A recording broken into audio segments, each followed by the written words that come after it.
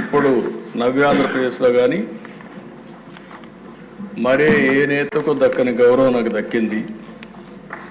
ఇన్ని సంవత్సరాలు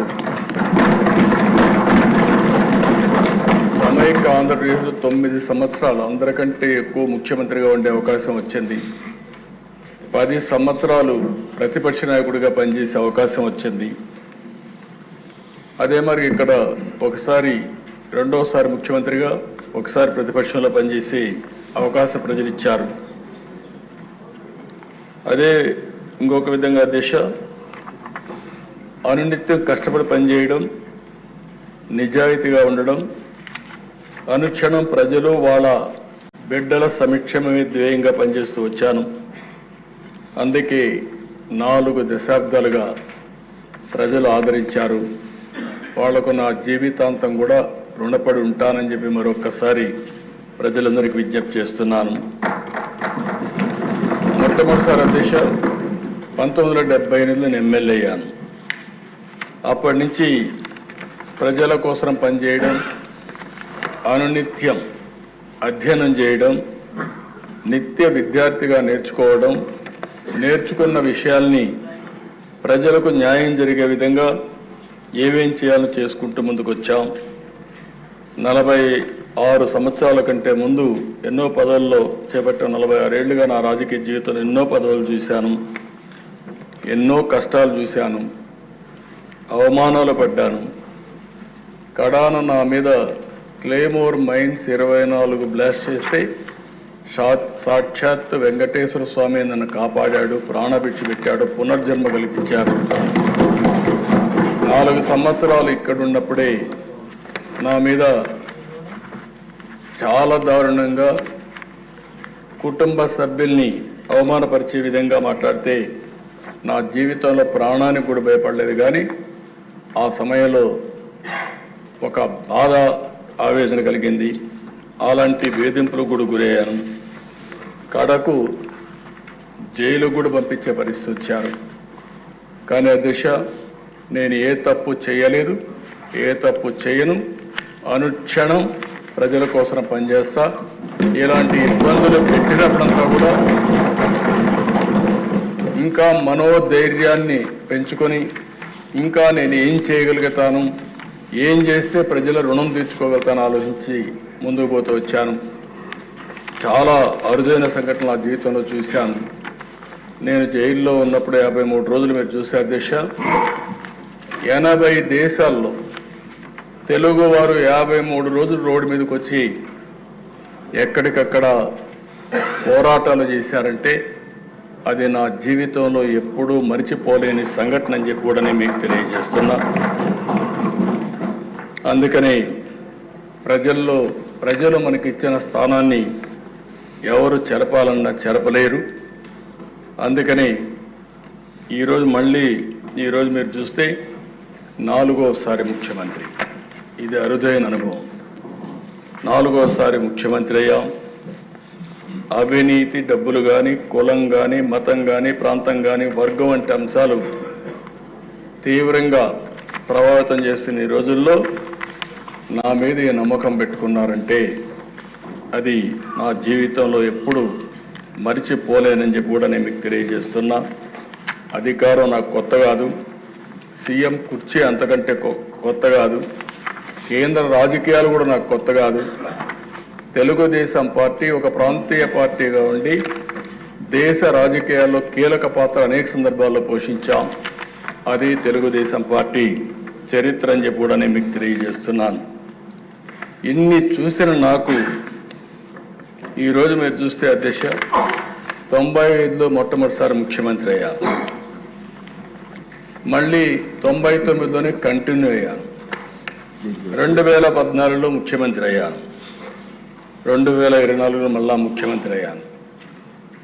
కానీ ఇలాంటి పరిస్థితి నా జీవితంలో ఎప్పుడు చూడలేదు. ఈరోజు ఎంత తవ్వితే అన్ని అవకతవకలు కానీ భయంకరమైన విషయాలు వచ్చే పరిస్థితి వస్తూ ఉంది. అందుకే మనకంటే ప్రజలు ఎక్కువ ఆలోచించారు. వాళ్ళు ఏదైతే ఆలోచించారో దాని పర్యవసానమే మొన్న మనకిచ్చినటువంటి తీర్పు. అయితే అధ్యక్ష, విధ్వంసమైన వ్యవస్థలు, గాడి తప్పిన యంత్రాంగం, గత ప్రభుత్వం యొక్క అప్పులు, తప్పులు, పాపాలు, నేరాలు ఈ ప్రభుత్వానికి ఒక సవాళ్లుగా తయారైనాయి. జూన్ 12న ప్రభుత్వ అధికారం చేపట్టి ఆ రోజు చూస్తే రాష్ట్ర పైన ఉంది. కొంతమంది నన్ను అడిగారు, మీరు ముఖ్యమంత్రి అవుతారు, అయిన తర్వాత ఈ రాష్ట్రాన్ని బాగు చేస్తారా, చేయగలుగుతామనే నమ్మకం మీకుందని అడిగారు. నేను ఒకటే చెప్పాను, నేను పారిపోలేను. అధికారం ఉన్నా అధికారం లేకపోయినా, లేకుంటే ఎప్పుడైనా సరే ప్రజల కోసం పనిచేశా. ఇప్పుడు కూడా అలాంటి సవాళ్ళని నేను స్వీకరించి మళ్ళీ ప్రజలు నిలబెట్టగలిగితే అదే నాకు కావాలి, అది చేసి తీరతానని ఆ రోజు ప్రతిజ్ఞ చేసి ముందుకు వచ్చానని చెప్పి నేను తెలియజేస్తున్నాను. అలాంటి పరిస్థితుల్లో ఈ రాష్ట్రానికి ఒక విజ్ఞతతో ప్రజలు ప్రవర్తించారు. ఆ విజ్ఞత మీరు చూస్తే కీలకమైన సమయంలో 21 ఎంపీల్ని గెలిపించారు, ఎన్డీఏ కూటమి అభ్యర్థుల్ని. దీనివల్ల ఢిల్లీలో కూడా మన పరపతి పెరిగింది. కాస్తో కోస్తో వెంటిలేటర్ పైనుండే రాష్ట్రానికి సహాయం చేయడానికి ఆ రోజు నేను కానీ, మిత్రుడు పవన్ కళ్యాణ్ గారు కానీ, ఒక పక్క నరేంద్ర మోడీ గారు కానీ, బీజేపీ ప్రధానమంత్రి గారు అయినటువంటి నరేంద్ర మోడీ గారు అందరం కలిసి చెప్పాం. దాని మీద పూర్తిగా కేంద్రం కూడా సహకరించే పరిస్థితికి వచ్చారు. ఒక్కొక్క ఇటుక పేరుస్తూ ముందుకు పోతున్నాం. రాత్రి ఏది సాధ్యం కాదు. ఈ విషయాన్ని ఇక్కడుండే శాసనసభ్యులు కూడా అర్థం చేసుకుని మనం అందరం కూడా ప్రజలకు చెప్తూ మన ఆలోచన విధానం ప్రజలకు అంకితమైన భావంతో పనిచేస్తాం. అదే సమయంలో రాజీ లేకుండా ముందుకు పోతామని చెప్పి కూడా నేను మీకు తెలియజేస్తున్నా. ఇప్పుడిప్పుడే దగ్గర 162 రోజులు అయ్యింది. రోజులు లెక్క పెట్టుకుంటున్నాం. ఎందుకంటే అనునిత్యం బాధ్యత ఉంది మన మీద. ఇది మీరు చూసినప్పుడు చాలా డిపార్ట్మెంట్లు, గాడి తప్పిన డిపార్ట్మెంట్లన్నీ ఘాట్లో పెట్టే పరిస్థితికి వచ్చాం. దగ్గర లెక్కలు కూడా చెప్పాను. ఇంకా బయట ఇష్టానుసారంగా ప్రచారం చేసే పరిస్థితికి వచ్చారు. సాక్ష్యాధారాలతో సహా 10 లక్షల కోట్ల రూపాయలు అప్పులు కానీ, గాడి తప్పిన వ్యవస్థలు, అస్తవ్యస్తంగా ఉన్న ప్రభుత్వ శాఖలు, పెండింగ్ బిల్లు, అనేక సవాళ్లు విసిరిన మనకుండే అనుభవంతో వీలైనంతవరకు సరి చేసుకుంటూ వచ్చాం. నేను ఒకే విషయం ఈ సభ ద్వారా ప్రజలందరికీ హామీ ఇస్తున్నా, మీ నమ్మకాన్ని వమ్ము కానీయం. 5 నెలల్లో అనేక అడుగులు వేశాం. ప్రజలు ఒక నమ్మకాన్ని క్రియేట్ చేశాం. సంతృప్తి, సంతోషం, భద్రత కల్పించే విధానాల కోసం నాంది పలికాం. మళ్ళీ హామీ ఇస్తున్న ఎన్డీఏ విధానం సంక్షేమం, అభివృద్ధి, సుపరిపాలన, ఈ 3 ద్వారా ఆంధ్రప్రదేశ్ రాష్ట్ర ప్రజలకు భరోసా ఇచ్చే విధంగా ఈ పరిపాలన కొనసాగిస్తామని చెప్పి కూడా నేను మీకు తెలియజేస్తున్నాను. మా ఆలోచన ఒకటే, పేదవాళ్ళ ఆదాయం పెరగాలి, ఖర్చులు తగ్గాలి, వాళ్ళ జీవన ప్రమాణాలు మెరుగుపరచాలనేదే ధ్యేయంగా పనిచేస్తున్నామని చెప్పి కూడా నేను మీకు తెలియజేస్తున్నాను.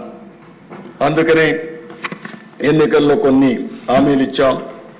ఆ హామీలు కూడా అనిత్యం సమీక్షలు చేసుకుంటున్నాం. అటు సూపర్ 6 కానీ, ఎన్నికల మేనిఫెస్టో కానీ, ఇవన్నీ గుర్తుపెట్టుకొని ముందుకు పోతున్నాం. ఈ సందర్భంగా అధ్యక్ష, ఒక్క విషయం నేను ఈ సభ ద్వారా ప్రజలందరికీ తెలియజేయాలనుకుంటున్నాను. సంక్షేమం అనేది తెలుగుదేశం పార్టీతోనే ప్రారంభమైంది. ఈ విషయం దేశానికి అర్థమయ్యే విధంగా చెప్పగలిగాం. మీరు మొట్టమొదటిసారిగా అధ్యక్ష చూస్తే తెలుగుదేశం ఆవిర్భావంతోనే కూడు, గూడు, గుడ్డ అనే నినాదంతో సంక్షేమ పథకాలు మొదలుపెట్టాం. 2 రూపాయల కేజీ బియ్యం ప్రారంభించింది తెలుగుదేశం పార్టీ, గౌరవనీయులు ఎన్టీ రామారావు గారు. అది ఈరోజు ఫుడ్ సెక్యూరిటీగా దేశం మొత్తం అమలైందంటే అది తెలుగుదేశం పార్టీ చూపించిన చొరవ, ఒక స్ఫూర్తి అని చెప్పి కూడా నేను మీకు తెలియజేస్తున్నా. పేదవాళ్లకు పింఛన్ ఇవ్వాలి, వీళ్ళకి ఇబ్బందులు ఉన్నాయని 30 రూపాయలు పింఛన్తో ప్రారంభించింది తెలుగుదేశం పార్టీ. అది ఈరోజు ఈ రాష్ట్రంలో 4,000 రూపాయలు పింఛన్ ఇచ్చే పరిస్థితికి వచ్చాం. ఇంకో పక్కన దిశ రైతుల్ని ఆదుకోవాలని 50 రూపాయలకే హార్స్ పవర్ విద్యుత్ కానీ, మొట్టమొదటిసారిగా పేదవాళ్లు ఉండవలసింది గుడిసెల్లో కాదు, వీళ్ళకు కూడా పక్కా ఇళ్ళు ఉండాలని పక్కా ఇళ్ళ నిర్మాణం ఏర్పాటు చేయడం, జనతా వస్త్రాలు లాంటి కార్యక్రమాలన్నిటికి కూడా 40 ఏళ్లకు ముందే టీడీపీ నాంది పలికింది అధ్యక్ష. అదే మరొక అధ్యక్ష, అనేక ప్రభుత్వ పథకాలను కానీ సంస్కరణలు కానీ పాలసీలతో పేదవాళ్ళ జీవితాన్ని మార్చడానికి రూపకల్పన చేశాం. 2014లో కూడా 16,000 కోట్ల లోటు బడ్జెట్తో పరిపాలన ప్రారంభించిన 120 సంక్షేమ కార్యక్రమాలకు శ్రీకారం చుట్టాం. గిరిజనులకు, దళితులకు 27 పథకాలు, ముస్లింలకు ఒక 10 పథకాలు, బీసీలకు ఆదరణ వంటి పథకాలతో ముందుకు పోయే దిశ. సమైక్య ఆంధ్రప్రదేశ్లోని గర్ల్ చైల్డ్ ప్రొటెక్షన్ స్కీమ్ కింద 5,000 రూపాయలు బ్యాంకులో డిపాజిట్ చేసి అందులో వచ్చే వడ్డీ, ఆ ప్రిన్సిపల్ అమౌంట్ ఆడబిడ్డల భవిష్యత్తుకు భరోసా ఇచ్చిన పార్టీ తెలుగుదేశం పార్టీ అని చెప్పి కూడా మీకు తెలియజేస్తున్నాను. ఇదే కాకుండా దిశ పోయినసారి అయితే దగ్గర 120 స్కీములు తీసుకొచ్చాం. ఎన్టీఆర్ బేబీ కిట్ కానీ, తల్లి బిడ్డ ఎక్స్ప్రెస్ కానీ, అనేక సంక్షేమాలు, బీమా 5 లక్షల రూపాయలు బీమా ఇవ్వడం, మట్టి ఖర్చులకు 10,000 రూపాయలు ఇవ్వడం, కడాను ఎవరైనా చనిపోతే గౌరవప్రదంగా వీడ్కోలు ఇవ్వాలని మహాప్రస్థానం పెట్టి డెడ్ బాడీని కూడా శ్మశాన వరకు తీసుకుపోయి గౌరవంగా అంత్యక్రియలు చేపించేదానికి శ్రీకారం చుట్టాం అధ్యక్ష. ఇప్పుడు అధ్యక్ష ఇక్కడికి వచ్చినప్పుడు మనం ఆలోచిస్తే ఈ ప్రభుత్వం వస్తానే మొదటి డెసిషన్ ఏదైతే పింఛన్ని 4,000కు పెంచాం, ఎన్టీ రామారావు గారు 30,000 రూపాయలతో ప్రారంభించిన పేదల పింఛను 4,000 రూపాయలు పెంచడం దేశంలోని మొట్టమొదటిసారి ఒకరిద్దరు అధ్యక్ష 64 లక్షల మందికి ఇస్తున్నాం. 64 లక్షల మందికి పేదల భరోసా కింద మొదటి తారీఖును అందజేసి వాళ్ళని ఆదుకుంటున్నాం. ఇంకో పక్క ఎవరైతే దివ్యాంగులు ఉన్నారో వారికైతే 6,000 రూపాయలు, దేశంలో ఎక్కడా ఈ విధంగా 6,000 రూపాయలు ఇస్తున్నాం. ఇంకో పక్కన అనారోగ్యంతో బాధపడే వాళ్ళకి 10,000, 15,000 ఇచ్చి వారందరినీ ఆదుకునే పరిస్థితి తీసుకొచ్చాం. ఈరోజు అధ్యక్ష కొండే వాళ్ళందరికీ కూడా ఒక ఐడియా ఉండాలి. ఈరోజు మీరు చూస్తే ఈరోజు మనం ఇచ్చేది 4,000 రూపాయలు, 6,000 రూపాయలు, 10,000 రూపాయలు, 15,000 రూపాయలు ఇస్తున్నాం. మన తర్వాత ఇచ్చేవాళ్ళు దేశంలో చాలా సంపన్న రాష్ట్రాలు ఉన్నాయి, ఆదాయం ఎక్కువ వచ్చే రాష్ట్రాలు ఉన్నాయి. ఈరోజు మహారాష్ట్ర ఉంది, లేకపోతే తమిళనాడు ఉంది, కర్ణాటక ఉంది. విభజన తర్వాత మనకంటే తెలంగాణ కూడా ఆదాయం ఎక్కువ వస్తుంది. మీరు చూస్తే అధ్యక్ష మనం 4,000 ఇస్తే హర్యానా 2,500, ఆ తర్వాత మూడోది మనం చూస్తే తెలంగాణ 2,016, కర్ణాటక 64,600, 65 సంవత్సరాలు పైబడితే 1,200. ఇంకో పక్కన దేశ తమిళనాడులో 1,200. మనం ఇచ్చేది 4,000, 6,000, 10,000, 15,000 ఇస్తే వాళ్ళు ఇచ్చేది 1,200. ఉత్తరప్రదేశ్ 1,000 రూపాయలు, మహారాష్ట్ర 600, గుజరాత్ అక్కడ చూస్తే 60 నుంచి 79 రూపాయలు, 60 నుంచి 79 వయసు వరకు 750, 80 సంవత్సరాలు పైబడితే 1,000 రూపాయలు ఇస్తున్నారు. అంటే ఈరోజు మనం గుర్తుపెట్టుకోవాల్సింది దేశంలో ఏ రాష్ట్రంలో జరగనటువంటి అతిపెద్ద సంక్షేమ కార్యక్రమం పేదలకు ఇచ్చే పింఛన్లని చెప్పి కూడా నేను తెలియజేస్తున్నాను. 33,000 కోట్ల రూపాయలు ఇస్తున్నాం, మొదటి తారీఖుని ఇస్తున్నాం. అవసరాన్ని బట్టి వాళ్ళ ఆర్థిక పరిస్థితులను బట్టి వాళ్ళకుండే సమస్యలను బట్టి మానవతా దృక్పథంతో ఈ యొక్క పెన్షన్లు ఇస్తున్నామని చెప్పి కూడా నేను మీకు తెలియజేసుకుంటున్నాను. రెండవ కార్యక్రమం అధ్యక్ష, పేదల కోసం ఇప్పటికే 198 చోట్ల అన్నా క్యాంటీన్లు ప్రారంభించాం. ఇంకా నేను ముందే చెప్పాను, పాతవన్నీ ప్రారంభిస్తాం. ఏ నియోజకవర్గంలో అయితే అన్నా క్యాంటీన్ లేదు అక్కడ కొత్తగా ఒక్కొక్క నియోజకవర్గానికి కనీసం ఒక అన్నా క్యాంటీన్ పెట్టే బాధ్యత ఈ ప్రభుత్వం తీసుకుంటామని చెప్పి కూడా నేను మీకు తెలియజేస్తున్నా. పేదవాళ్ళకి, ఆకలేసేవాడికి కనీసం కడుపు నిండా తిండి పెట్టడం మన బాధ్యత అధ్యక్ష.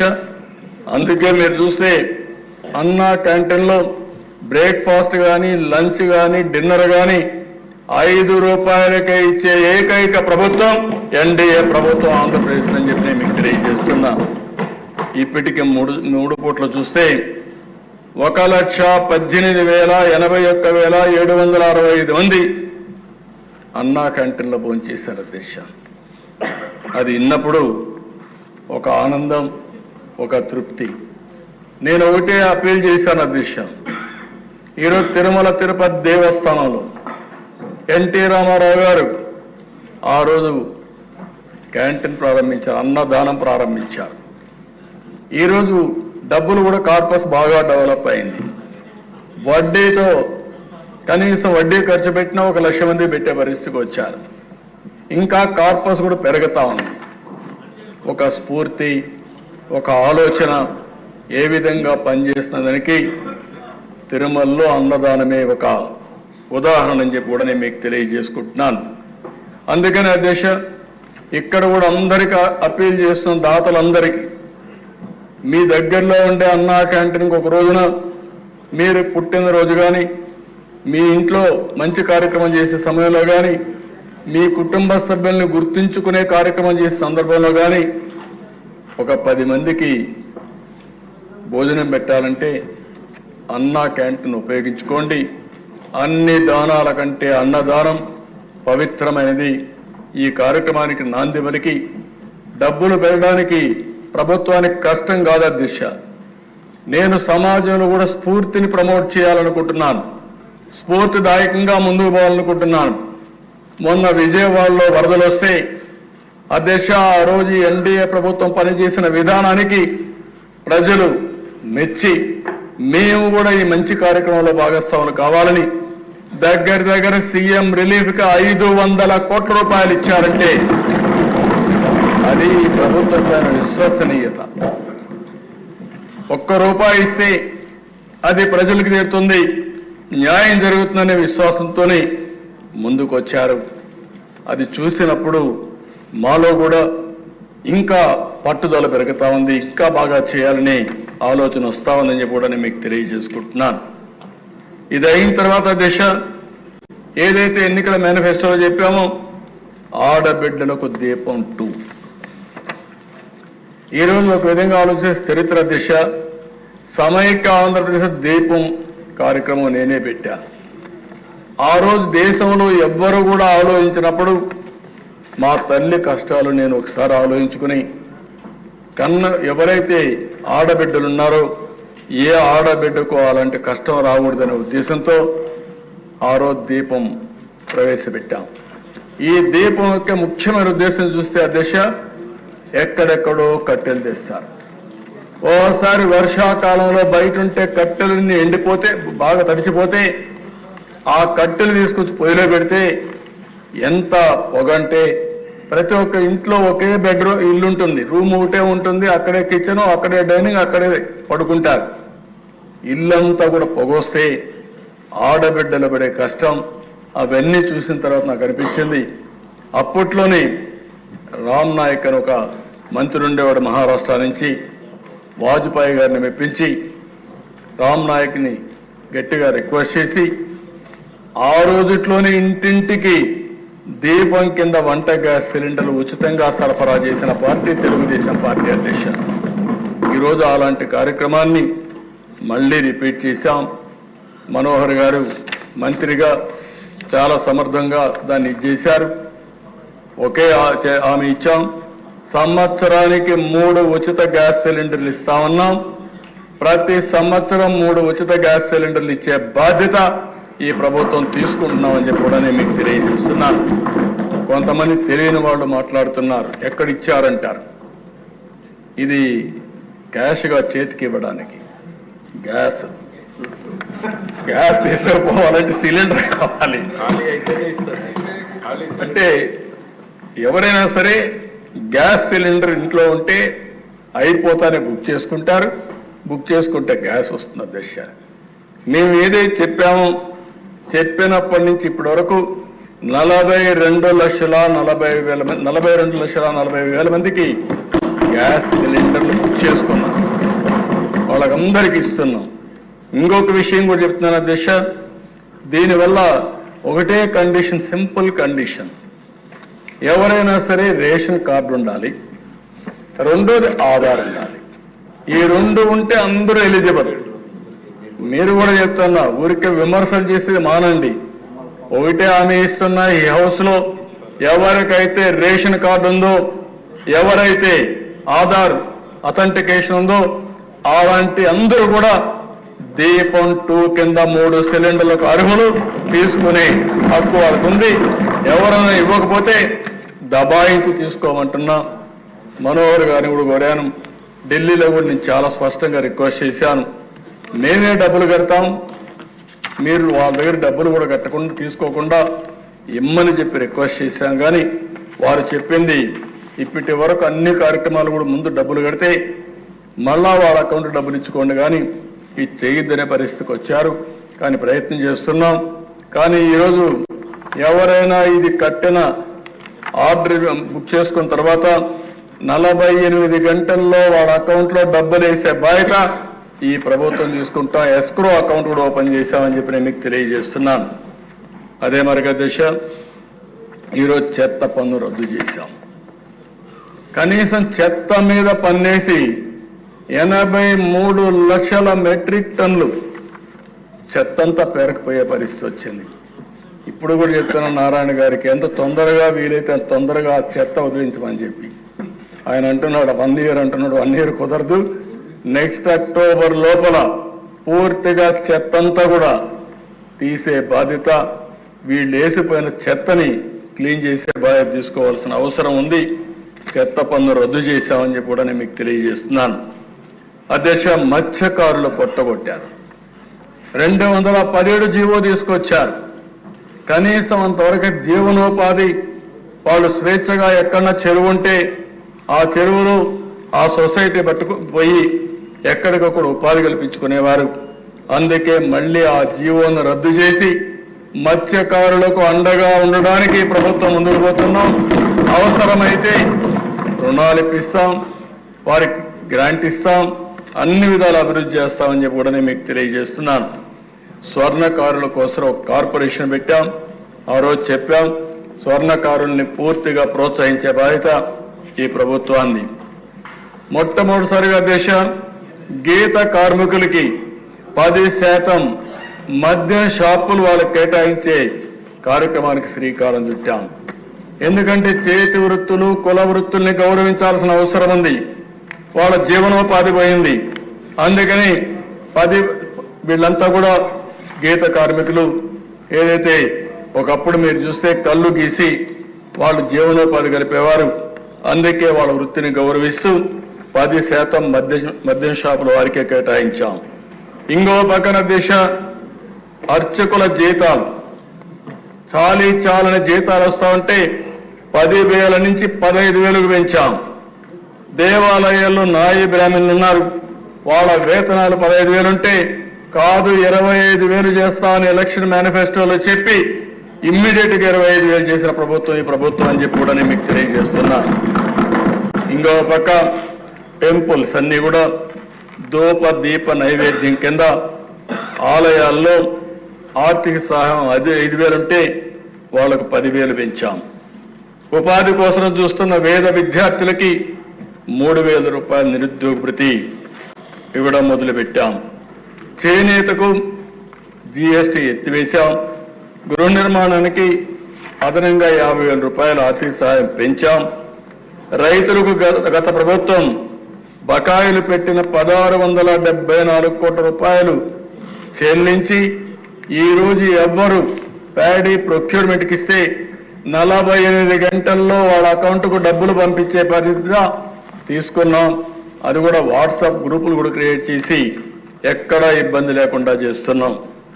మళ్ళీ రైతులకు సబ్సిడీ డ్రిప్ పరికరాలు, పాడి రైతులకి 90% రాయితీతో షెడ్లు కట్టిస్తున్నాం. రాజధాని కౌలు రైతులకి మొత్తం 400 కోట్ల రూపాయలు చెల్లించాం. ఏ మాట అయితే చెప్పామో గృహ నిర్మాణానికి గ్రామాల్లో 3 సెంట్లు, పట్టణాల్లో 2 సెంట్లు ఇచ్చే కార్యక్రమానికి శ్రీకారం చుట్టాం. అదే సమయంలో 5 సంవత్సరాల్లో ఈ రాష్ట్రంలో ఏ ఒక్క వ్యక్తి కూడా ఇంటి జాగా లేదనకుండా, ఇల్లు లేదనే పరిస్థితి లేకుండా ప్రతి ఒక్కరికి ఇంటి జాగా, ఇల్లు ఇచ్చే పరిస్థితి తీసుకొస్తామని చెప్పి కూడా నేను మీకు తెలియజేస్తున్నా. ఇవి ఒక పక్కన చేస్తూ అధ్యక్ష, నేను మళ్ళీ చెప్తున్నా, ఈ ప్రభుత్వ విధానం పేదలకు సంక్షేమ కార్యక్రమాలు చేయడం, అదే సమయంలో అభివృద్ధి కూడా కొనసాగించడం. అభివృద్ధి చేస్తే సంపద వస్తుంది, సంపద వస్తే ఆదాయం ప్రభుత్వానికి పెరుగుతుంది, తిరిగి పెరిగిన ఆదాయాన్ని పేదలకు ఖర్చు పెట్టే పరిస్థితి వస్తుంది. ఇదే విధానాన్ని కొనసాగిస్తున్నాం. అందుకే మేము ఎన్నికల మేనిఫెస్టోలో చెప్పిన ప్రతి ఒక్క విషయానికి కట్టుబడి ఉంటాం, న్యాయం చేస్తామని చెప్పి కూడా నేను మీకు తెలియజేస్తున్నా. ఇంకో పక్క అభివృద్ధి వైపు వచ్చిన ప్రదేశ అమరావతి. ఆ రోజు మీరు చూస్తే అమరావతి కానీ పూర్తయి ఉంటే మనకు ఒక నగరం వచ్చేది. ఒక నగరం వస్తే ఆర్థిక అభివృద్ధికి కేంద్రంగా ఉండేది. దీనివల్ల ప్రభుత్వానికి ఆదాయం పెరిగేది. దేశంలో ఎక్కడ చూసినా పట్టణాల్లో ఎక్కువ జనాభా ఉంటారు, అదే మాదిరిగా ఆదాయం కూడా ఎక్కువ వస్తుంది. దీనివల్ల ప్రభుత్వానికి కూడా ఎక్కువ ఆదాయం వచ్చే పరిస్థితి వచ్చింది. కానీ సౌత్ ఇండియాలోనే కాకుండా భారతదేశంలో చూస్తే పట్టణ జనాభా తక్కువ ఉండే రాష్ట్రం ఆంధ్రప్రదేశ్ రాష్ట్రం అధ్యక్ష. దీనివల్ల కూడా మనం చూసినప్పుడు దక్షిణ భారతదేశంలో తక్కువ పర్ క్యాపిటల్ ఇన్కమ్ ఉండే రాష్ట్రం కూడా మనది. ఇలాంటి ఇబ్బందులు ఉంటే ఈరోజు అమరావతి కేంద్రం కూడా పూర్తిగా సహకరించింది. 15,000 కోట్ల రూపాయలు డబ్బులు ఇవ్వడానికి ఒప్పుకున్నారు. డిసెంబర్ నుంచి పనులు ప్రారంభిస్తాయి. మొత్తం అన్ని పనులు పూర్తి చేసి మళ్ళీ అమరావతికి పూర్వ వైభవం తీసుకురావడానికి శ్రీకారం చుట్టాం. పనులు ప్రారంభమవుతాయి. అదే సమయంలో మళ్ళీ పెట్టుబడులు కూడా అట్రాక్ట్ చేయడానికి ఏమేం చేయాలో చేస్తున్నామని చెప్పి కూడా నేను మీకు తెలియజేస్తున్నాను. నిన్నే చెప్పాను అధ్యక్ష, పోలవరం ఒక గేమ్ చేంజర్. పోలవరం పూర్తయి నదుల అనుసంధానం చేయగలిగితే ఈ రాష్ట్రం నెంబర్ 1 రాష్ట్రం అవుతుంది. పనులకు శ్రీకారం చుడుతున్నాం. ఈరోజు కూడా ఎక్స్పర్ట్స్ కమిటీ కొన్ని సూచనలు ఇచ్చింది, అవి కూడా తీసుకుంటాం. పగడ్బందీగా పోలవరం పనులు ఏ విధంగా చేయాలో చేస్తామని చెప్పి కూడా నేను మీకు తెలియజేస్తున్నాను. దీనికి డబ్బుల కొరత లేదు. 12,157 కోట్ల రూపాయలు ప్రస్తుతానికి మొత్తం శాంక్షన్ చేశారు. మళ్ళీ చెప్తున్నా, ఈ ప్రభుత్వం ఎక్కడా రాజీ పడం 45.72 మీటర్లు ఎత్తుగట్టే విధంగానే ఈ ప్రాజెక్టు పని పూర్తి చేసే విధంగా ముందుకు పోతామని చెప్పి కూడా నేను మీకు తెలియజేస్తున్నాను. ఇంకో పక్కన దేశ 1-2 కాదు, కేంద్రం డబ్బులు ఇస్తే, సెంట్రలీ స్పాన్సర్ స్కీమ్స్ లో డబ్బులు వస్తే అన్ని కూడా డైవర్ట్ చేసేశారు. 4,500 కోట్ల రూపాయలు కేంద్ర నిధులు డైవర్ట్ చేసి కేంద్రం నుంచి డబ్బులు తేలని పరిస్థితికి వచ్చారు. ఈ ప్రభుత్వం వచ్చిన వెంటనే 4,500 కోట్ల రూపాయలు పే చేసి మళ్ళీ కేంద్రం నుంచి డబ్బులు తెచ్చే ప్రక్రియకు శ్రీకారం చుట్టామని చెప్పి కూడా నేను మీకు తెలియజేస్తున్నాను. దీంట్లో ఒక ఎగ్జాంపుల్ మీరు చూస్తే అధ్యక్ష, నిన్న కూడా డిప్యూటీ సీఎం గారు మాట్లాడారు, జల్ జీవన్ మిషన్. కేంద్రం 45% గ్రాంట్ ఇస్తున్నారు, మిగిలిన డబ్బులు మనం పెట్టుకోవాలి. కొన్ని రాష్ట్రాలు అయితే 1,00,000 కోట్ల రూపాయలతో ఇంటింటికి ట్యాప్ ఇచ్చే పరిస్థితికి వచ్చారు. ఇంకో పక్క వాటర్ కూడా సస్టైనబుల్ సోర్స్ లో తీసుకునే విధానానికి శ్రీకారం చుట్టారు. ఫస్ట్ గైడ్ లైన్స్ ఫిలాసఫీ మీరు చూస్తే మామూలుగా టెంపరవరీ బోర్డు నుంచి కాదు, టెంపరవరీ సోర్స్ నుంచి కాదు, సస్టైనబుల్ సోర్స్ ఉండాలి. అక్కడనే ఇంటింటికి ట్యాప్ ద్వారా నీళ్లు ఇవ్వాలని కేంద్ర ప్రభుత్వం చాలా స్పష్టంగా నిర్దిష్టంగా ప్రకటించింది. అందులోనే తెలుగుదేశం పార్టీ కూడా ఎన్డీఏ కూటమి మొన్న ఎన్నికల్లో చెప్పాం, ఇంటింటికి నీళ్లు ఇస్తాం, ట్యాప్ ద్వారా నీళ్లు ఇస్తామని చాలా స్పష్టంగా హామీ ఇచ్చాం. ఆ హామీకి కట్టుబడి ఉన్నాం. ఒక పక్కన డిప్యూటీ సీఎం గారు, ఇంకో పక్క నారాయణ గారు అమృత్ కింద ఇంటింటికి నీళ్లు ఇచ్చే కార్యక్రమానికి శ్రీకారం చుడతామని చెప్పి కూడా నేను మీకు తెలియజేస్తున్నాను. ఇంకో పక్కన దేశ పంచాయతీలకు 990 కోట్ల రూపాయలు రిలీజ్ చేశాం. ఫైనాన్స్ కమిషన్ డబ్బులు ఇప్పుడు మళ్ళీ ఒక 1100-1200 కోట్ల రూపాయలు వచ్చే పరిస్థితి ఉంది. ఇంకో పక్కన నరేగా మీరు అధ్యక్ష 5 సంవత్సరాలు ఏం చేశారో ఎవరికి తెలియదు. ఎక్కడ పనులైనాయో పనులు చూసే పరిస్థితి లేదు. ఇది మంచి కార్యక్రమం. 14-19లో మీరు చూస్తే నరేగాను ఉపయోగించుకుని గ్రామీణ ప్రాంతంలో 24,000 కిలోమీటర్లు సిమెంట్ రోడ్లు వేసిన చరిత్ర ఆ రోజు ప్రభుత్వానికి. ఈ 5 ఏళ్లు చూస్తే ఎక్కడ డబ్బులైతే డ్రా చేశారు కానీ ఎక్కడా పనులు కాని పరిస్థితి. అందుకే మొన్నే ఒకేసారి భారతదేశ చరిత్రలో ఒక రోజున గ్రామ సభలు పెట్టిన సందర్భం లేదు దిశ. 16,000 గ్రామ సభలు పెట్టి 4,500 కోట్ల రూపాయలతో ఎస్టిమేట్స్ తయారు చేసి 30,000 పనులకు శ్రీకారం చుట్టారు.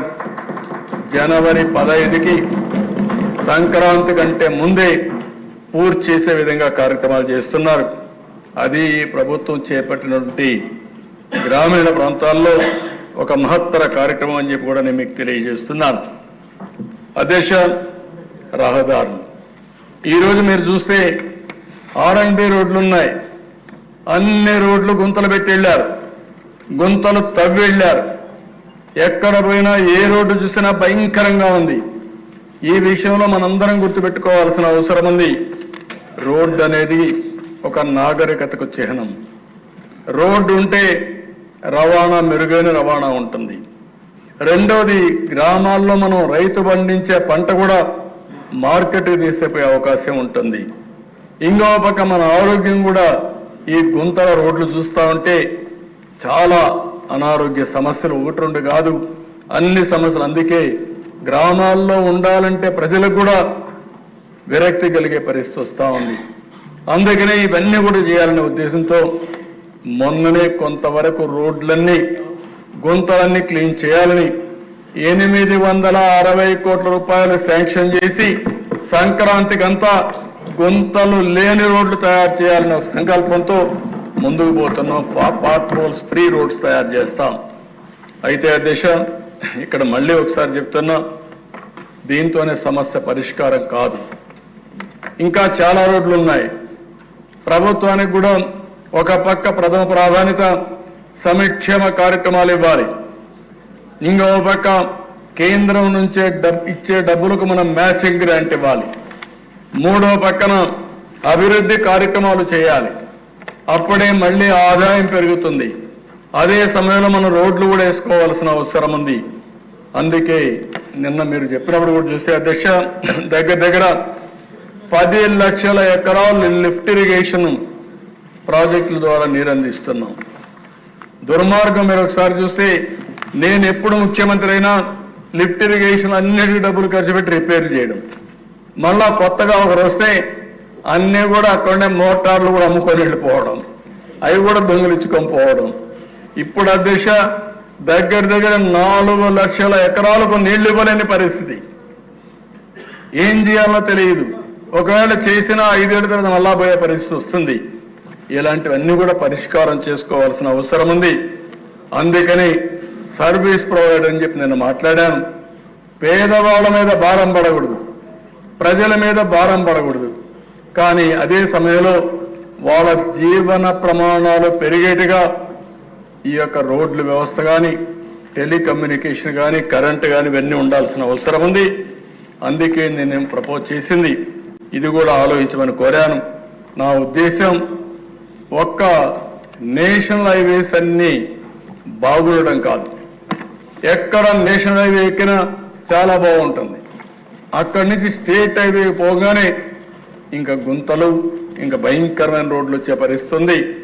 దీనికి కూడా పూర్తిగా పరిష్కార మార్గం చూడాల్సిన అవసరం ఉంది.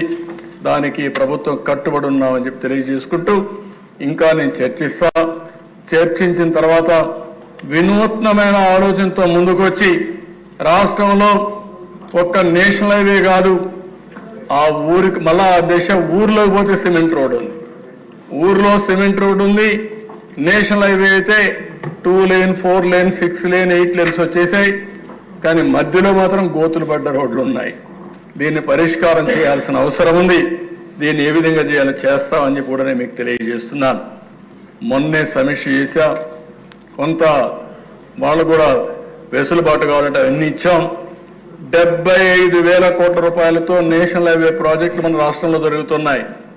2.5 సంవత్సరాల్లో పూర్తి అవుతాయి. అదే సమయంలో ఇంకొక 30-40 కోట్ల రూపాయల పనులు కూడా తొందరలోనే ప్రారంభమవుతాయి. దగ్గర 1,15,000 నుంచి 1,20,000 కోట్ల రూపాయలు విలువ చేసే ప్రాజెక్టులు నేషనల్ హైవే ప్రాజెక్ట్స్ ఈ రాష్ట్రంలో జరుగుతాయని చెప్పి కూడా నేను మీకు తెలియజేస్తున్నాను. ఇంకో పక్కన 72,000 కోట్ల రూపాయలతో రైల్వే ప్రాజెక్టులు రాష్ట్రంలో జరుగుతున్నాయి. దాన్ని కూడా సమీక్ష చేశాం. రైల్వే స్టేషన్స్ ఆధునీకరణ కానీ, ఎక్కడైనా మనకుంటే ఫ్లైఓవర్స్ కానీ అండర్ పాస్లు కానీ, ఇంకో కొత్త రైల్వే లైన్ కానీ, ఇవన్నీ కూడా శ్రీకారం చుడుతున్నాం. మొన్నే మీరు చూస్తే అమరావతి రైల్వే లైన్ కూడా కేంద్రం సహకరించారు. దానికి కూడా వారికి మనస్ఫూర్తిగా అభినందనలు తెలియజేస్తున్నానని మీ ద్వారా తెలియజేస్తున్నాను అధ్యక్ష. ఇది కాకుండా అధ్యక్ష, ఈరోజు ఎన్డీఏ కూటమి జాబ్ ఫస్ట్, ఉద్యోగ కల్పన మా విధానం అని చెప్పి చాలా స్పష్టంగా చెప్పాం. అందుకే ఈ ప్రభుత్వం వచ్చిన మొదటి సంతకం మెగా డిఎస్సి 16,347కు సంతకం పెట్టాం. ఇంటర్వ్యూలు కూడా పిలవడానికి సిద్ధంగా ఉన్నాం. కొంచెం రిటర్న్ ఎగ్జామ్ టైం కావాలంటే ఆ టైం ఇచ్చాం. ఇది వస్తానే ఇమ్మీడియట్గా ఇంటర్వ్యూస్ కూడా పూర్తి చేసి వీలైనంత తొందరలో 16,347 ఉద్యోగాలు ఇవ్వడానికి మెగా డిఎస్ ద్వారా ఇవ్వడానికి ముందుకు పోతాం అధ్యక్ష. అదే మరిగా అధ్యక్ష, నిన్నే మీరు చూస్తే ఒక 25 పాలసీలు తీసుకొచ్చాం. 25 పాలసీల్లో industrial development policy, MSME policy, food processing policy, electronic policy, private parks policy, clean energy policy, semiconductor policy, drone policy, data centre policy, ఇలాంటి పాలసీలన్నీ కొన్ని తీసుకొచ్చాం. ఈరోజు కేబినెట్లో మళ్ళీ టూరిజం పాలసీ కూడా తీసుకొస్తాం. మొట్టమొదటిసారిగా టూరిజానికి ఇండస్ట్రీ స్టేటస్ ఇచ్చి రాబోయే రోజుల్లో ఎక్కువ ఉపాధి కల్పన టూరిజం ద్వారా పెరుగుతుంది. దీనికి శ్రీకారం చుడుతున్నామని చెప్పి కూడా నేను మీకు తెలియజేస్తున్నాను. ఇవన్నీ వస్తే అధ్యక్ష తిరిగి పరిశ్రమలు ఇక్కడికి వస్తాయి. నిన్నే మీరు చూశారు, ఎస్ఐపివి మీటింగ్ పెట్టుకున్నాం. నేను డిప్యూటీ సీఎం మంత్రులందరం దగ్గర 85,000 కోట్ల రూపాయలు పెట్టుబడులకు క్లియరెన్స్ ఇచ్చాం. 35,000 ఉద్యోగాలు వచ్చే అవకాశం ఉంది. దానికి నిన్నే శ్రీకారం చుట్టాం. ఇది కాకుండా అధ్యక్ష నేను ఇవే కాకుండా ఇంకా కొన్ని ఉన్నాయి. అవన్నీ మీరు చూస్తే దగ్గర ఏపీఐఐసి ల్యాండ్ అలాట్మెంట్ దగ్గర 3,500 కోట్లకి ఇచ్చారు. దీనివల్ల 9,573 ఉద్యోగాలు వస్తాయి. నిన్న మేము చేసింది ఎస్ఐపిబి ఇన్వెస్ట్మెంట్లు 85,000 కోట్లు చేశాం. దగ్గర 34,000 ఉద్యోగాలు వస్తాయి. ఇంకొక పక్కన ఏదైతే ఎన్హెచ్పిసి ఎన్టీపీసీ ఏదైతే ఉందో ఆ ఎన్టీపీసీ ఈ నెల 29వ తారీఖున ప్రధానమంత్రి గారు ఫౌండేషన్ ఇస్తున్నారు. ఎన్టీపీసీ జెన్కో జాయింట్ వెంచర్ 50-50 ఇది. ఇద్దరు కలిసి 1,00,000 కోట్ల రూపాయలు పెట్టుబడులు విశాఖపట్నంలో పెట్టబోతున్నారు. ఇది కాకుండా ఇంకో పక్కన రిలయన్స్ బయోఫ్యూయల్స్ కింద 65,000 కోట్ల రూపాయలు పెట్టడానికి ఒక్కొక్క ప్లాంట్కి 135 కోట్లు పెడతారు. దీనివల్ల 500 ప్లాంట్లు పెట్టి 2,50,000 మందికి ఉద్యోగాలు వస్తాయి అధ్యక్ష. ఇది కాకుండా మల్లవల్లి డిస్ట్రిక్ట్ ఇండస్ట్రీ దీనికి ఇచ్చాం. వాళ్ళు 30,000 ఉద్యోగాలు క్రియేట్ చేసే పరిస్థితిలో ఉన్నారు. ఇంకో పక్కన మీరు చూస్తే అధ్యక్ష ఎనర్జీ సెక్టర్లో 11,900 కోట్ల రూపాయలు పెట్టుబడి పెట్టి 6,075 మందికి ఉద్యోగాలు వచ్చే పరిస్థితి వస్తుంది. ఇవన్నీ చూస్తే ఇంకా మనం చేయాలని చాలా ఉంది. కానీ దగ్గర 3,78,000 కోట్ల రూపాయలతో 3,73,539 మందికి ఉద్యోగ కల్పన కోసం ముందుకు పోయాం. నేను అందుకనే అధ్యక్ష మొన్న కూడా మీరు చూస్తే పాలసీలో చాలా స్పష్టంగా చెప్పాం. ఆ పాలసీలో మీరు చూస్తే ఎవరైనా ఉద్యోగాలు ఎక్కువ ఇస్తానంటే వాళ్ళకి ఎక్కువ ఇన్సెంటివ్స్ ఇస్తున్నారు. దేశంలో ఫస్ట్ టైం ఉద్యోగానికి ప్రత్యేక వెయిటేజ్ ఇచ్చి ఉద్యోగ కల్పన కోసం ప్రాధాన్యత ఇచ్చి ఇన్సెంటివ్స్ ఎక్కువ ఇచ్చినటువంటి ఏకైక ప్రభుత్వం ఆంధ్రప్రదేశ్ ఎన్డీఏ ప్రభుత్వం. దీనికి ప్రత్యేకమైన పాలసీలు తీసుకొచ్చామని చెప్పి కూడా నేను మీకు తెలియజేసుకుంటున్నాను. అదే మరిగా దేశ ఆ రోజు మీరు చూస్తే లా అండ్ ఆర్డర్ గాలికి వదిలిపెట్టారు. పోలీస్ శాఖను నిర్వీర్యం చేశారు. వ్యవస్థలో నిర్లక్ష్యం చూపించారు. రాజకీయ ప్రాధాన్యతకి ఎక్కువ ఇది ఇచ్చి అణగదొక్కే మార్గం, రాజకీయ నాయకుల్ని ఏ విధంగా నిర్వీర్యం చేయాలో ప్రయత్నం చేశారు తప్ప ఎక్కడ డిపార్ట్మెంట్ పనిచేయించిన సందర్భం లేదు. ఇంకో పక్కన మీరు చూస్తే గంజాయి విపరీతంగా రావడం, డ్రగ్స్ రావడం, లా అండ్ ఆర్డర్ పతనావస్థకి వెళ్ళిపోయింది. ఈ సందర్భంగా ఇక్కడుండే మెంబర్స్ అందరినీ ఒకటే కోరుతున్నా, ఎక్కడ పోయినా లా అండ్ ఆర్డర్ గురించి మీరు మాట్లాడాలి. ఆడబిడ్డల అత్యాచారం చాలా నీచం, చాలా బాధేస్తుంది. నేను ఒకే మాట చెప్తున్నాను, మర్యాదగా చెప్పాం, పదే చెప్పాం. ఒక పక్క ఎడ్యుకేట్ చేస్తాం, ఇంకో పక్క వార్నింగ్ కూడా ఇస్తున్నా. ఎవరైతే ఆడబిడ్డల జోలుకు వస్తారో కబద్దార్ జాగ్రత్తగా ఉండి ఏం చేయబోతామో చేసి చూపిస్తాం. మొహమాటం మాత్రం లేదు. మీరు కావాలని గంజాయి తీసుకొని, ఇప్పుడైతే గంజాయి కూడా డ్రోన్స్ పెట్టాం. డ్రోన్స్ ద్వారా గంజాయిని ఐడెంటిఫై చేస్తున్నాం. ఎక్కడైతే గంజాయికి మూలాలు ఉన్నాయో, ఎక్కడైతే పండిస్తున్నారో అక్కడి నుంచే సోర్స్లో నుంచే దాన్ని కంట్రోల్ చేసే బాధ్యత తీసుకున్నాం. ఈ నెలలోనే లేకుంటే ఫస్ట్ వీక్లో ఈ డ్రగ్స్కు వ్యతిరేకంగా పెద్ద ర్యాలీ కూడా తీయాల్సిన అవసరం ఉంది అధ్యక్ష. ఈ సభలో నేను అనౌన్స్ చేస్తున్నా. మనందరికీ నేను చూసుకొని ఆ టైమింగ్స్ కూడా చూసుకొని ఒక రోజున విద్యార్థుల్లో కూడా అవేర్నెస్ తీసుకొద్దాం, పిల్లల్లో కూడా అవేర్నెస్ తేవాల్సిన అవసరం ఉంది. పేరెంట్స్ కూడా విజ్ఞప్తి చేస్తున్నాను అధ్యక్ష, పిల్లలతో మాట్లాడండి, ఎడ్యుకేట్ చేయండి. కొంతమందిని చూస్తే ఏంటి అధ్యక్ష, 16 సంవత్సరాలు 18 సంవత్సరాలు, ఒక పక్క చూస్తే భవిష్యత్తుకు ముందుకు పోతున్నారు. ఈరోజు పేపర్లో నేను చూస్తే 3,10,000 మంది అమెరికాకు చదువుకోవడానికి వెళ్తున్నారు. అందులో అధ్యక్ష 56% ఆంధ్రప్రదేశ్ తెలంగాణ తెలుగు వారు వెళ్తున్నారు. దేశమంతా 46% అయితే 54%, 56% మన వాళ్ళు వెళ్లే పరిస్థితికి వచ్చారు. అంటే ప్రపంచం మొత్తం నాలెడ్జ్ ఎకానమీలో రాణిస్తున్నారు. కొంతమంది పనికిరాని పిల్లలు, ఆ పిల్లలు కూడా తప్పు కాదు, మనం కూడా తయారు చేయాలి, మాట్లాడాలి. వాళ్ళ విషయాలు ఎప్పటికప్పుడు మాట్లాడి వాళ్ళను కూడా సమాయత్తం చేయాల్సిన బాధ్యత, మెంటల్గా ప్రిపేర్ చేయాల్సిన బాధ్యత ఉంది. ఒకవేళ ఎవరన్నా కానీ సరిగా కానీ ఉండకపోతే అలాంటి వాళ్ళని కఠినంగా వాళ్ళపైన యాక్షన్లు తీసుకుని తద్వారా ఒక మెసేజ్ కూడా ఇవ్వాల్సిన అవసరం ఉంది.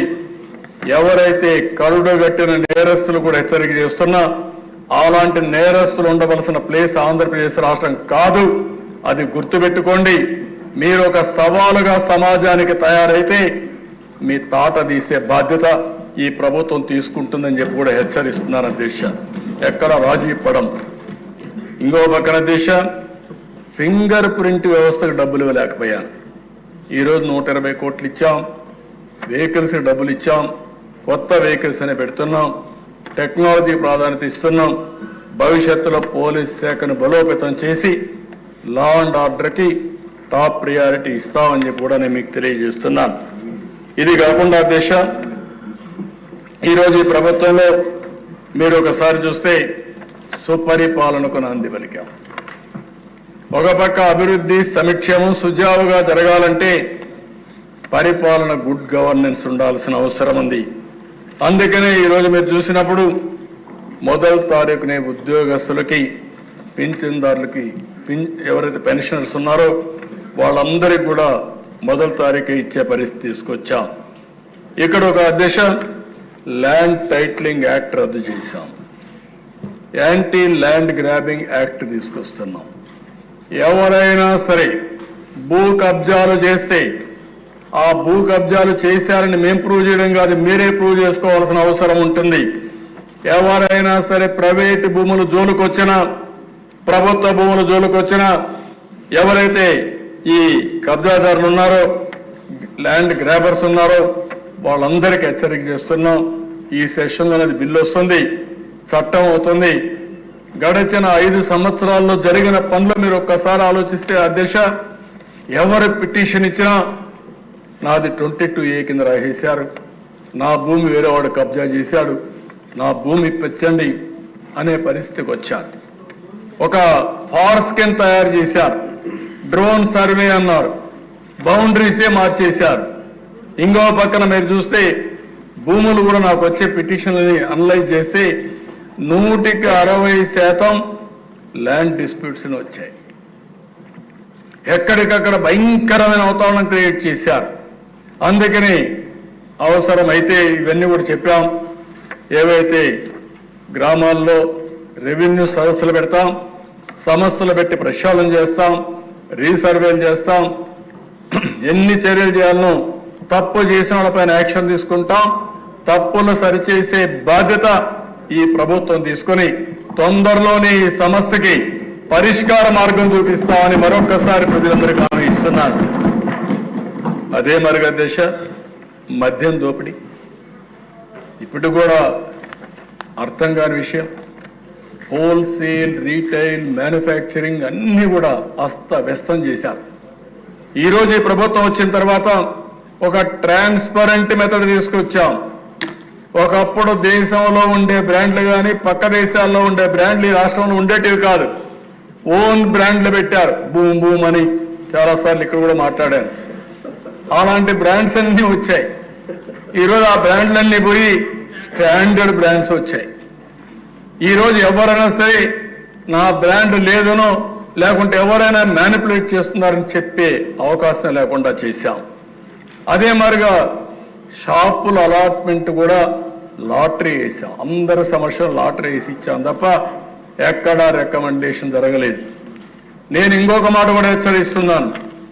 ఎవరైనా సరే ఆ షాపు పెట్టుకొని ఎక్కడైనా రీటైల్గా మీ ఇష్ట ప్రకారం అమ్మితే మాత్రం కబద్దార్ జాగ్రత్తగా ఉండండి. బెల్ట్ షాప్ వస్తే మాత్రం బెల్ట్ తీస్తాం. చాలా కఠినంగా ఈ ప్రభుత్వం ఉంటుంది. ఎవరిని వదిలిపెట్టమని చెప్పి నేను క్లారిటీ ఇస్తున్నాను. ఫస్ట్ టైం 10 లక్షలు ఇస్తున్నాం. రెండోసారి ఇంకా ఏమాత్రం నిర్మోహమాటంగా ఆ షాపుని క్యాన్సిల్ చేస్తామని చెప్పి కూడా నేను మీకు తెలియజేస్తున్నా. ఇక్కడుండే ఎమ్మెల్యేలందరినీ కోరుతున్నాను, ఎన్డీఏ ఎమ్మెల్యేస్ అందరినీ, మనందరం కలిసి మన నియోజకవర్గంలో బెల్ట్ షాపులు లేకుండా మన వాళ్ళు ఎవరిని తప్పు చేసేవాడిని ఎక్కడ సహకరించకుండా మన తన విభేదాలు లేకుండా ప్రక్షాళన చేసే బాధ్యత మీరు తీసుకోండి. తద్వారా మీకు మంచి పేరు వస్తుంది, ఎన్డీఏకి మంచి పేరు వస్తుంది. అది చేయాల్సిందిగా ఎమ్మెల్యేస్ అందరినీ కోరుతున్నా. ఇంకో పక్కన అధ్యక్ష లాస్ట్ టైం విధానాలు చూస్తే జోబులన్నీ ఖాళీ అయిపోయినాయి, ఆరోగ్యం మొత్తం చెడిపోయే పరిస్థితి వచ్చింది. ఇంకో పక్కన 25 సంవత్సరాలు తాకట్టు పెట్టి మద్యం పైన అప్పు తీసుకొచ్చే పరిస్థితికి వచ్చారు. అవన్నీ విధానాలన్నీ క్యాన్సిల్ చేశాం, మళ్ళీ కొత్త చరిత్రకు శ్రీకారం చుట్టాం. ఇంకో పక్కన దేశ ఉచిత ఇసుక, మన ఊర్లో దొరికే ఇసుక మనం ఉచితంగా తీసుకుపోలేని పరిస్థితి తీసుకొచ్చారు. చాలా సమస్యలు సృష్టించే పరిస్థితికి వచ్చారు. అందుకనే అధ్యక్ష చాలా స్పష్టంగా సేంద్రేజ్ కానీ జిఎస్టీ కానీ ఎలాంటి ట్యాక్సులు లేవు. ఎవరైనా సరే ఎక్కడైనా సరే ఇసుక తీసుకెళ్లాలంటే స్వేచ్ఛగా ఇసుక తీసుకుపోవచ్చు. ఎవరైనా అడ్డపడితే అలాంటి వారిపైన పీడీ యాక్టివిటీ అవసరమైతే లోపలేసే బాధ్యత ఈ ప్రభుత్వం తీసుకుంటామని చెప్పి కూడా నేను మీకు తెలియజేస్తున్నా. ఇప్పటికే చాలా వరకు నార్మల్సీ వచ్చింది, ఇంకా 1-2 ప్లేసుల్లో ఇలాంటి సమస్య ఉంది. వాళ్ళు కూడా మళ్ళా హెచ్చరిస్తున్నాం. ప్రభుత్వం చాలా స్పష్టంగా ఉన్నాం, చాలా క్లియర్గా ఉన్నాం. ఎట్టి పరిస్థితుల్లో ఉచిత ఇసుక ట్రూ స్పిరిట్తో అమలు చేయాల్సిన అవసరం ఉంది. దానికి అందరూ సహకరించాల్సిందిగా మరొక్కసారి కోరుతున్నాను. అన్ని జీవోలు ఆన్లైన్లో పెట్టాం. 5 సంవత్సరాలు చీకటి జీవోలు, రహస్య జీవోలు అవన్నీ పోయినాయి. అన్ని జీవోలు కూడా ఆన్లైన్లో పెట్టే పరిస్థితికి వచ్చాం. ఇంకో పక్కన దేశ ఈరోజు టెక్నాలజీని అందిపుచ్చుకుని వాట్సాప్ గవర్నెన్స్లో ముందుకు వచ్చాం. ఈరోజు మీరు ఒకసారి చూస్తే దగ్గర చాలా సేవలన్నీ కూడా వాట్సాప్లో ఇచ్చే పరిస్థితి వస్తుంది. అందుకని ఈరోజు దగ్గర రెవెన్యూ సర్వీసులు చాలా ఉన్నాయి. ఈ రెవెన్యూ సర్వీసులే కాకుండా అనునిత్యం కావలసిన సేవలు చాలా ఉన్నాయి అధ్యక్ష. ఈరోజు మీరు చూస్తే ఎండోమెంట్స్ దగ్గర అన్ని టెంపుల్స్ లో సేవల దగ్గర నుంచి ఎవ్రీథింగ్ మీరు చూస్తే 56 సర్వీసులు రాబోయే రోజుల్లో వాట్సాప్ సర్వీసెస్ కింద పెట్టేస్తాం. కరెంట్ విషయంలో ఎనర్జీలో 39 వస్తున్నాయి, ఆర్టీసీలో 9 వస్తున్నాయి, ఆర్టీఏలో 4 వస్తున్నాయి, గ్రీవెన్సెస్ ఒక 6 వస్తున్నాయి, రెవెన్యూలో 16 వస్తున్నాయి, మున్సిపల్ అడ్మినిస్ట్రేషన్లో 28 వస్తున్నాయి, పంచాయతీరాజ్లో ఉన్నాయి. దగ్గర 150 సర్వీసులు రాబోయే రోజుల్లో ఆన్లైన్లో పెట్టేస్తాం. Nativity, date of birth, death certificate, income certificate, adangal, చదువు ఒక సర్టిఫికేట్, ఎడ్యుకేషన్ సర్టిఫికేట్, ఇవన్నీ కూడా తిరిగి ప్రజలు అవస్థపడే పరిస్థితికి వచ్చారు అధ్యక్ష. అవన్నీ కూడా ఒకటి హామీ ఇస్తున్నాం, తొందరలోనే అవన్నీ కూడా ఆన్లైన్లో పెట్టి ఎక్కడా ఇబ్బంది లేకుండా ముందుకు పోతాం. దీనివల్ల ప్రజలు ఆఫీసర్ జరిగే పరిస్థితి ఉండదు. దానికి కూడా శ్రీకారం చుడతామని చెప్పి కూడా నేను మీకు తెలియజేస్తున్నా. ఇంకో పక్కన దేశం నిన్నే చెప్పాను, నదుల అనుసంధానం ఈ ప్రభుత్వం యొక్క విధానం. ఎంత తొందరగా చేయగలిగితే అంత ఫలితాలు వస్తాయి. ఈ రాష్ట్ర దిశ మార్చే అవకాశం వస్తుంది. అది కూడా చేస్తామని చెప్పి కూడా నేను మీకు తెలియజేస్తున్నాను.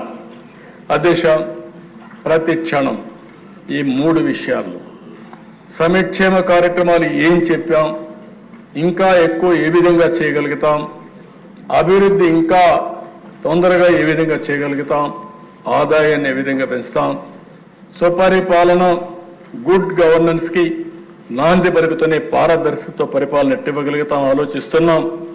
టెక్నాలజీ పూర్తిగా అనుసంధానం చేస్తాం, డీప్ టెక్తో ముందుకు పోతాం. ఉదాహరణకు మొన్న డ్రోన్స్ కాన్ఫరెన్స్ పెట్టాం, 5 అవార్డ్స్ వచ్చాయి. ఏవైతే గిన్నిస్ అవార్డ్స్ 5 వచ్చాయి. అదే మరి అనేక ఫీల్డ్లో యూస్ కేసెస్ కూడా ఉన్నాయి.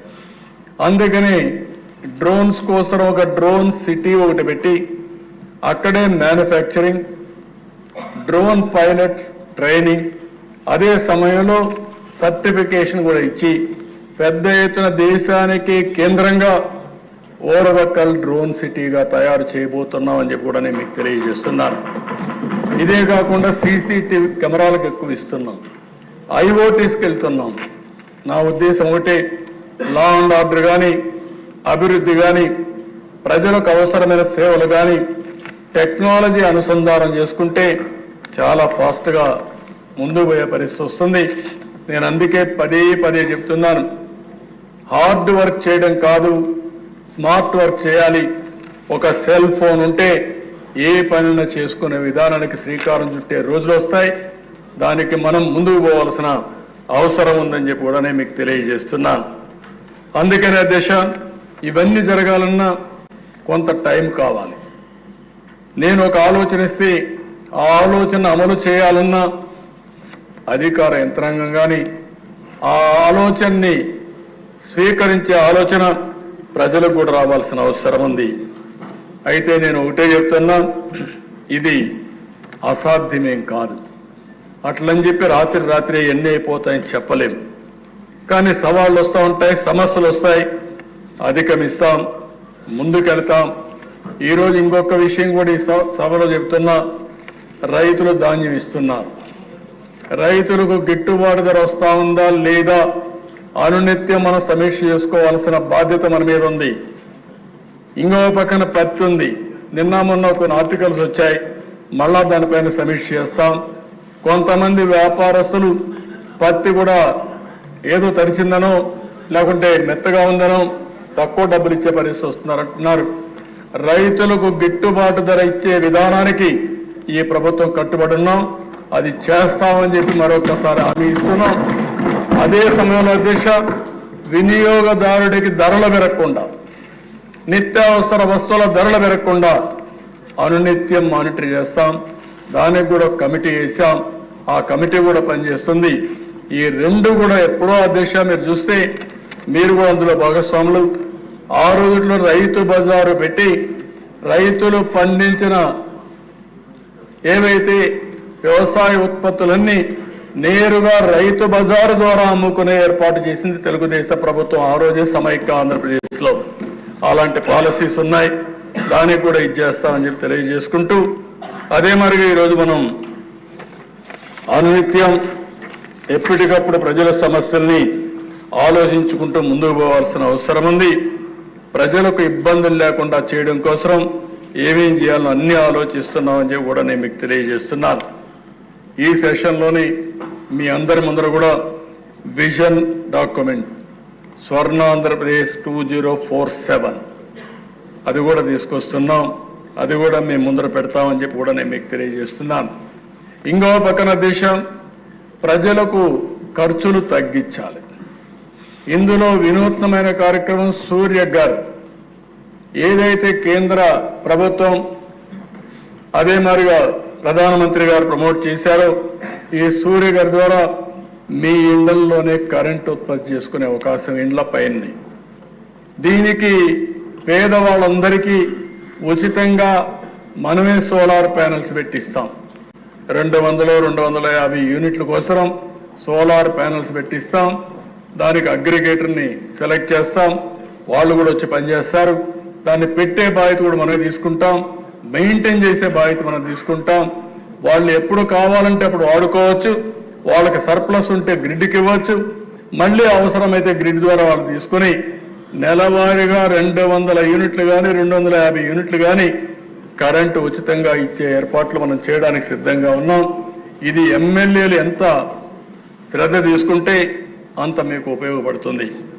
రెండోది కుసం ఉంది, ఇది కూడా మీరు ఒకసారి ఆలోచిస్తే రైతులు వాళ్ళ పంప్ సెట్ దగ్గరనే సోలార్ ప్యానెల్స్ పెట్టుకోవడం, వాళ్ళకు అవసరమైన కరెంటు వాడుకోవడం, అదనంగా కరెంటు వాడితే ఉత్పత్తి అయితే గ్రిడ్కి ఇవ్వచ్చు, లేదు పంప్ సెట్ దగ్గర కరెంటు తయారు చేసుకొని నేరుగా ఇంటికి వాడుకోవచ్చు, లేకుంటే ట్రాక్టర్లు ఛార్జ్ చేసుకోవచ్చు, లేకపోతే వాళ్ళ స్కూటర్లు కానీ కార్లు కానీ ఆటోలు కానీ ఛార్జ్ చేసుకునే పరిస్థితి వస్తుంది. అందుకనే అధ్యక్ష నేను ఆలోచించే విధానం డెమోక్రటైజేషన్ ఆఫ్ పవర్ జనరేషన్.